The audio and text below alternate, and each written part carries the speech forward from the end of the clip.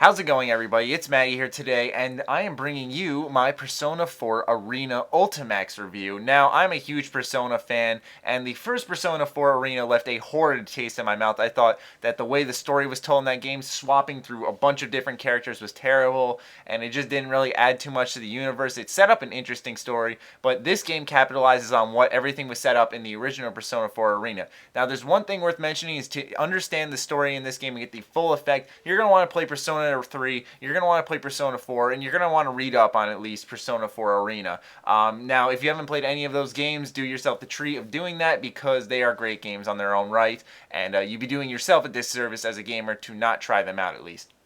Anyways, let's start off with the story. It basically is not, it's your cliche, I'm going to destroy the world type of story, and it has a lot of underlying themes relating back to past Persona games, which is what makes it very strong and interesting, and I really did enjoy my playthrough on both the Persona 3 story and the Persona 4 story. They're both different perspectives, extra little cutscenes here and there that fill in gaps between each story and let you piece things together. It's well told, it's entertaining, and most importantly, it really develops the characters from both casts, and they really grow up quite a bit, and it really gives you a good feeling inside when you watch these characters grow to be their own person, and I really, really like that. Anyways, it's also obviously a 2D fighting game, as I'm sure you've seen in the background, which is great. It's by the people who made BlazBlue, which means it's a very technical fighter, and I'm not a super technical fighter, but I can confidently say I can really bust out a bunch of easy combos, and it's very flashy, top-notch presentation. Makes you feel like even when you don't know what you're doing,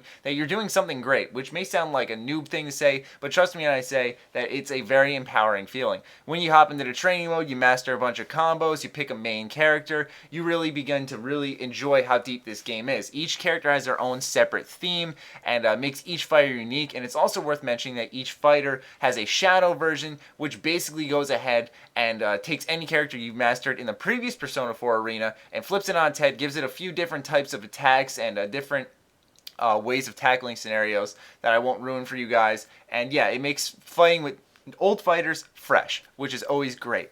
Anyways, there's a few other modes aside from the story, which are your typical arcade mode. There's score attack versus mode, but there's one mode that really caught my interest and is fun for a little hop on and play. And basically, it's called Golden Arena mode. Now, Golden Arena mode is basically taking the Persona formula of leveling up, getting skills, adding skill points to your character, and putting it into a fighting game, which actually really enhances the experience. Basically, what you do is you pick a dungeon and you enter this fighting area, and you basically just grind through a bunch of enemies. Certain enemies are boss enemies, which are basically higher difficulty enemies.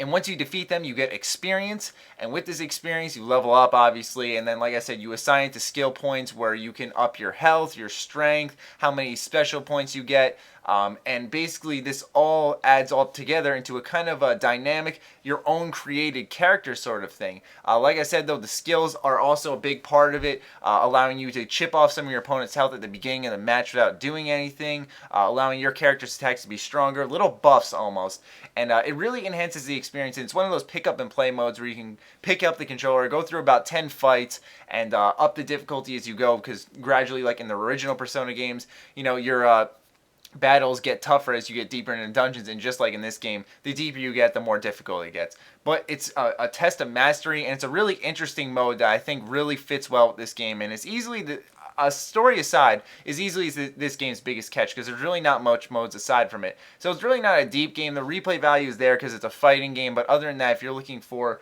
an interesting Persona story to see these characters really develop, how much they've grown, because it's been 3 years since the Persona 3 story, I believe 6 months since Persona 4's, and then a few days after Arenas. So, it really does develop a lot of these characters. So it's worth playing if you're a huge Persona fan. If you're looking for a good fighting game, I'd go ahead and check out Super Smash Bros. As well while you're at it, obviously, but this game is one you should keep on your radar while you're at it.